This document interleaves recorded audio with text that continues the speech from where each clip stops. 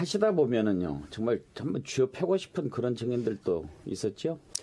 피가 거꾸로 솟죠. 예. 정말 용서할 수 없다. 사람 죽여도 반성하고 잘못하면 용서할 수 있죠. 정말 용서할 수 없는 악녀다, 악녀.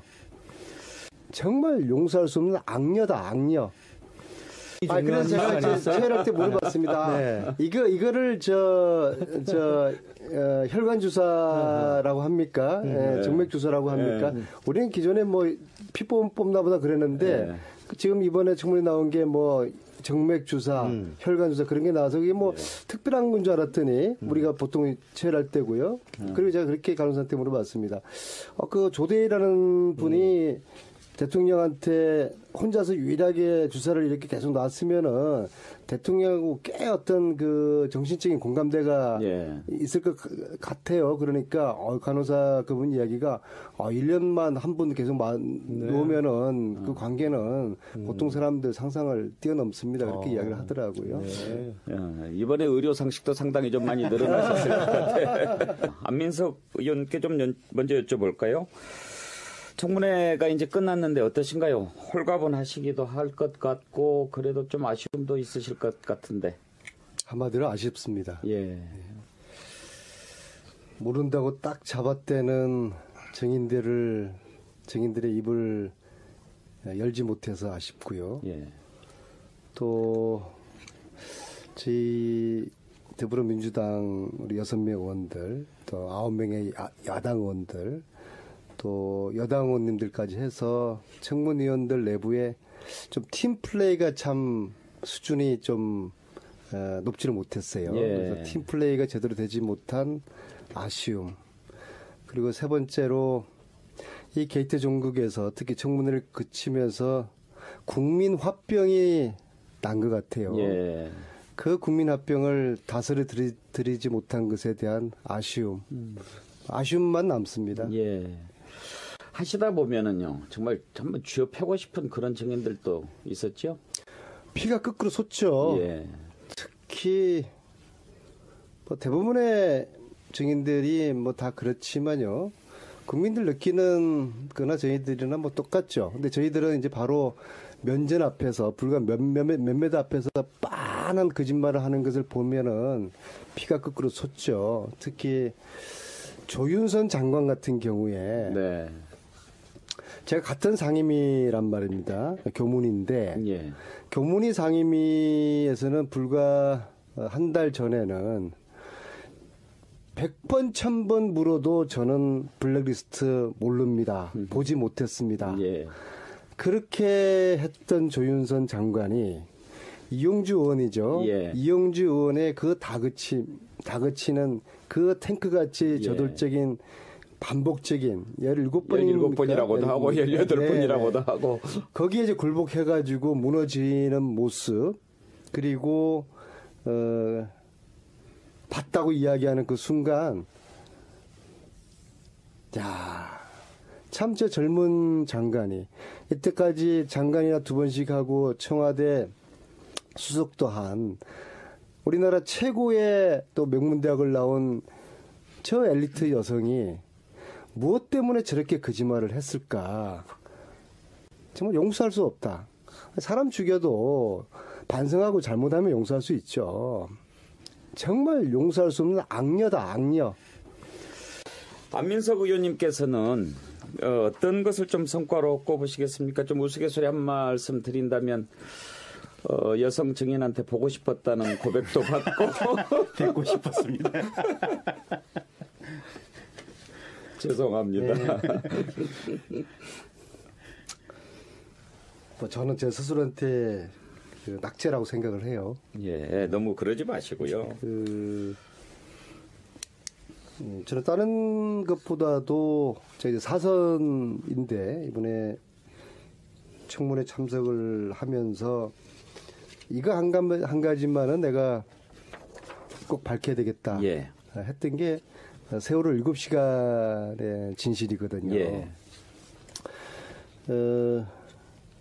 그런 제 스스로의 갈증, 또 국민들의 그 욕구, 이제 그런 것들이 어우러져 가지고 가령 그 텍사스 조대위의 그 예. 소재지까지도 아주 극적으로 찾아낼 수가 있었거든요.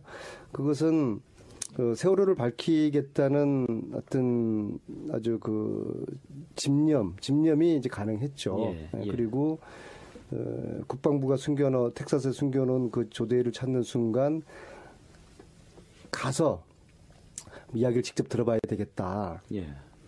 그 생각이 갑자기 나서 그냥 인천공항 가가지고 비행기 타고 텍사스로 날아간 것이거든요. 그런데 가실 때 여비나 경비는 국회에서 다 지원해 줍니까?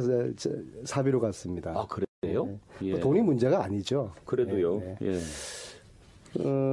그런데도 결국에는 뭐 저뿐만 아니라 우리 이번 청문회를 통해서 7시간의 그 퍼즐을 맞춰내지를 못했죠.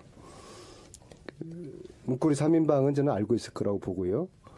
또 이영선이나 윤전추 그 비밀을 알고 있을 거라고 보고요.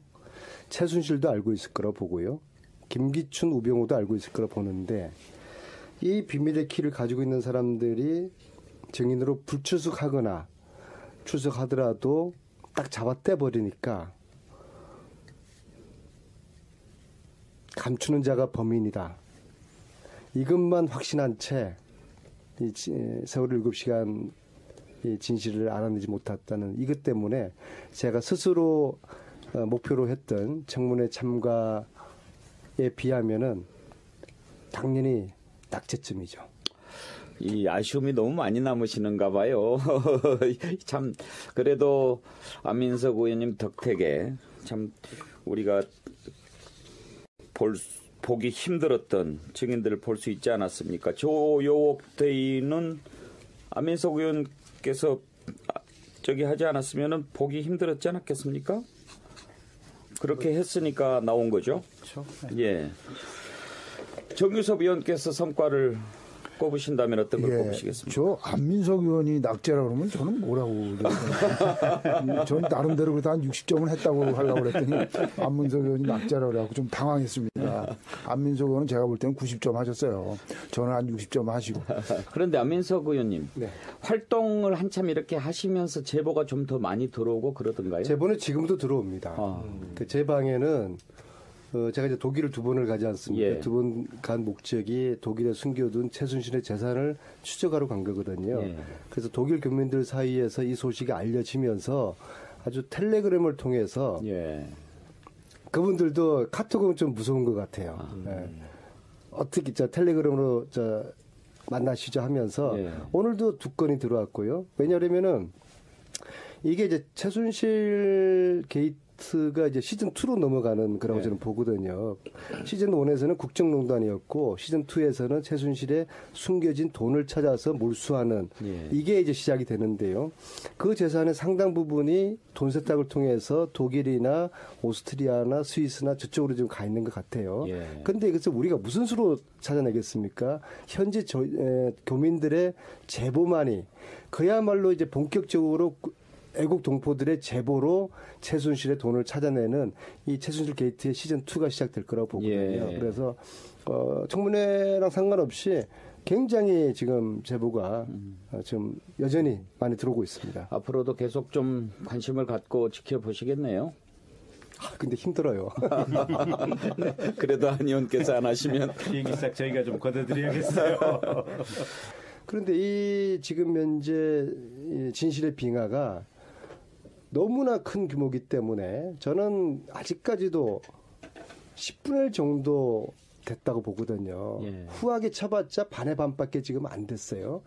또 특검이 가지고 있는 한계, 인력이나 시간적인 한계 때문에 이 진실이 저는 끝까지 이번 특검 마무리까지 가더라도 절반 감에 좀 많이 나온다고 봅니다. 그랬을 때 이거는 국회 역할, 특검의 역할 따로 없는 거예요. 국민과 함께 국회와 검찰, 특검이 이 진실의 문을 열어가는 이 우리가 협업을 지금 이제 해야 되는 이제 그런 관점에서 저는 하나라도 더 많은 진실의 퍼즐을 좀 맞추고 싶었다. 한 가지 말씀드리고 싶은 게 제가 이제 지난주에 독일 가서 독일 최순실, 정유라 담당 검사를 만났어요. 네. 예. 깜짝 놀란 게 지금 처음 말씀하시는 것 같으네요. 네, 한국 예. 검찰이 독일 검찰의 협조 요청 공문 보낸 게 12월 27일입니다. 그러니까 특검 시작하고서 좀 있다가 독일 검찰에 협조 요청을 한 것이죠. 독일 검찰은 이미 지난 10월 달에 우리가 조사를 하고 있으니까 한국 검찰이 협조 요청 오면은 언제든지 협조하고 공조한다라고 했는데 12월 27일이나 됐어야지 협조 공문을 보낸 거예요. 즉 말하자면은 특검 이전에 우병우 검찰 그 라인에서는 정유라를 잡을 생각조차도 협조를 구할 생각조차를 안 한 거예요. 그래서 저는 특검이 바쁘겠지만 지금 당장이라도 해야 될 일이 왜 우병우 검찰에서는 독일 검찰에 협조 요청을 하지 않았는지 여기에 대한 수사를 해야 된다. 우병우 검찰이라면 지금 검찰을 말씀하시는 겁니까? 그러니까 과거의 검찰이죠. 그러니까 특검 이전의 검찰. 아, 예. 내가 밉죠? 그게 장시호. 장시호. 숨기는 자가. 아니, 사실 미웠을 거예요. 그렇죠. 아, 근데 전 궁금한 게 그 순간에 그런 생각이 드셨어요? 인간적인 뭔가. 아니, 그 장시호는 예. 저 때문에 얼떨결에 잡혀서 구속이 된 거거든요. 예. 제가 10월 말에 그 여러 가지 제보들을 쭉 종합해 보니까 최순실이가 독일에서 증거 인멸 지시를 장시호한테 내리고 있더라고요. 예. 그래서 장시호가 최순실의 아바타다. 장시호를 체포하라. 10월 27일 날 제가 언론에다 이야기를 했거든요. 그전에는 장시호라는 존재를 잘 몰랐죠. 존재가 없었죠. 예. 그리고 기껏해 이름이 장유진이라고 그렇게 이제 알려졌는데 그냥 뭐 최순덕의 딸 정도로만 알려졌거든요. 근데 개명한 거를 확인을 했고 역할을 확인을 하면서 여기를 체포해야 된다. 그리고 특히 지금 시호가 장유라의 멘토라고 보시면 됩니다. 예. 정유라의. 정유라의 멘토라고 봅니다. 승마도 그렇고. 예, 그래서 저는 정유라를 국내로 소환하는 방법의 핵심 키를 장시호가 가지고 있다고 봅니다. 예. 그래서 이걸 좀 더 구체적으로 좀 기회가 되면은 검찰 측에 제가 좀 제안을 드리려고 하는데요. 예. 어쨌거나 저는 장시호 씨하고 썸 탄 적이 없고요. 그리고 두 번째 태블릿 PC를 검찰에 제출한 것은 예. 상당히 사실 격려해주고 결정적인, 싶습니다. 예. 예. 그것도 다 안민석 의원의 작품이라고 봐야죠. 장시호 씨하고 썸 탄 적이 없고요. 못했어요. 예. 그래서 팀 플레이가 제대로 되지 못한 아쉬움. 그리고 세 번째로 이 게이트 종국에서 특히 청문회를 그치면서 국민 화병이 난 것 같아요. 예. 그 국민 화병을 다스려 드리지 못한 것에 대한 아쉬움. 아쉬움만 남습니다. 예. 하시다 보면은요, 정말 쥐어 패고 싶은 그런 증인들도 있었죠? 피가 거꾸로 솟죠. 예. 특히 뭐 대부분의 증인들이 뭐 다 그렇지만요. 국민들 느끼는 거나 저희들이나 하시다 보면은요, 정말 쥐어 패고 싶은 그런 증인들도 있었죠? 피가 거꾸로 솟죠. 예. 정말 용서할 수 없다. 사람 죽여도 반성하고 잘못하면 용서할 수 있죠. 정말 용서할 수 없는 악녀다, 악녀. 정말 용서할 수 없는 악녀다, 악녀. 그래서 제가 최열할 때 물어봤습니다. 네. 이거를 혈관 주사라고 합니까? 예, 정맥 주사라고 합니까? 우리는 기존에 뭐 피몸 뽑나보다 그랬는데 지금 이번에 청문회 나온 게 뭐 정맥 주사, 혈관. 청문회가 이제 끝났는데 어떠신가요? 홀가분하시기도 할 것 같고 그래도 좀 아쉬움도 있으실 것 같은데. 한마디로 아쉽습니다. 예. 모른다고 딱 잡아떼는 증인들의 입을 열지 못해서 아쉽고요. 예. 또 저희 더불어민주당 우리 6명 의원들, 또 9명의 야당 의원들, 또 여당 의원님들까지 해서 청문위원들 내부에 좀 팀 플레이가 참 수준이 좀 높지는 못해서 그런 게 나와서 그게 뭐 특별한 건 줄 알았더니 우리가 보통 체열할 때고요. 그리고 제가 그렇게 간호사한테 물어봤습니다. 그 조대희라는 분이 대통령한테 혼자서 유일하게 주사를 이렇게 계속 놨으면은 대통령하고 꽤 어떤 그 정신적인 공감대가 있을 것 같아요. 그러니까 간호사 그분 이야기가 1년만 한 분 계속 놓으면은 그 관계는 보통 사람들 상상을 뛰어넘습니다. 그렇게 이야기를 하더라고요.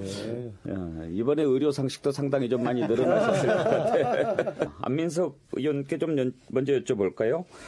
뭐 똑같죠. 근데 저희들은 이제 바로 면전 앞에서 불과 몇몇 앞에서 빤한 거짓말을 하는 것을 보면은 피가 거꾸로 솟죠. 특히 조윤선 장관 같은 경우에 제가 같은 상임위란 말입니다. 교문인데 교문위 상임위에서는 불과 한 달 전에는 100번, 1000번 물어도 저는 블랙리스트 모릅니다. 보지 못했습니다. 그렇게 했던 조윤선 장관이 이용주 의원이죠. 이용주 의원의